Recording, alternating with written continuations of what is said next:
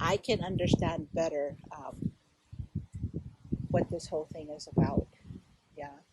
So that's why I wanted to actually sit with you too and tell me what you guys, what you guys feel, what you guys think and stuff, because you guys are physically here on island. I mean, you see what's happening in the States. Yeah, you see what's happening around the world, but it's an interpretation of everybody.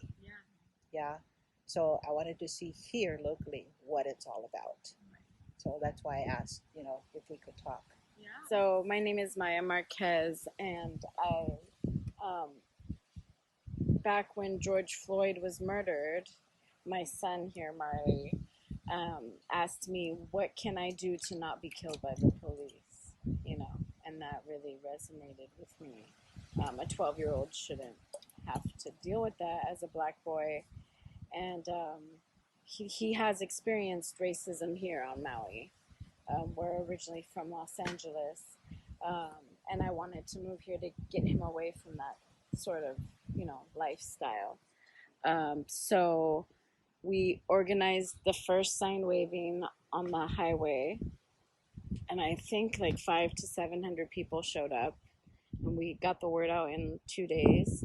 And then Kisa and I, she reached out, and we just started working together on what we can do to make the change happen here, specifically for our, mixed race children.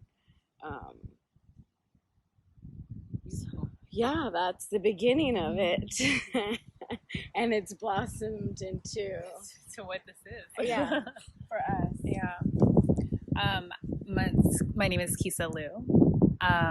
And when it comes to the BLM movement, when I saw George Floyd's and all the stuff that was happening there, that was in Minnesota. And I was actually born there. And I have a huge amount of extended family there.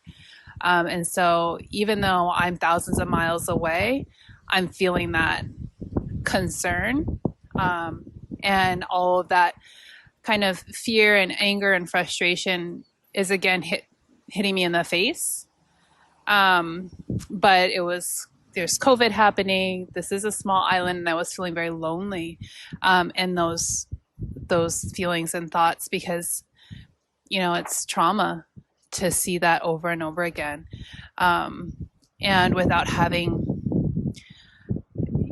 other people around who understand that was challenging. I mean, I live with my grandparents, and they're holy, and my husband is Chinese, so even though they can sympathize, they can't always empathize to the degree that I needed. And I have my son, and I'm thinking about him and how he's growing up as a mixed race baby as well. So I decided, time to stand up, time to do something. And I called a friend of mine who knew Maya was out doing that work, and I got on board with what she was doing. And since then, it's been a lot of learning.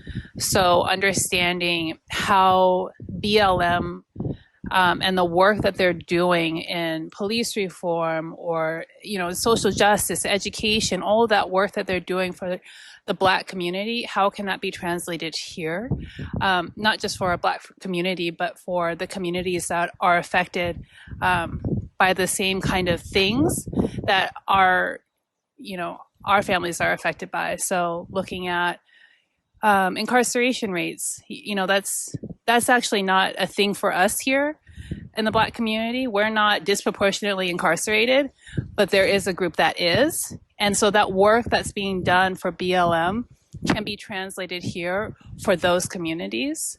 And so I see things like that and how we can use that to, not only protect ourselves and our community that we are, directly related to, but how can we push that out so that we can, help our community here on Maui.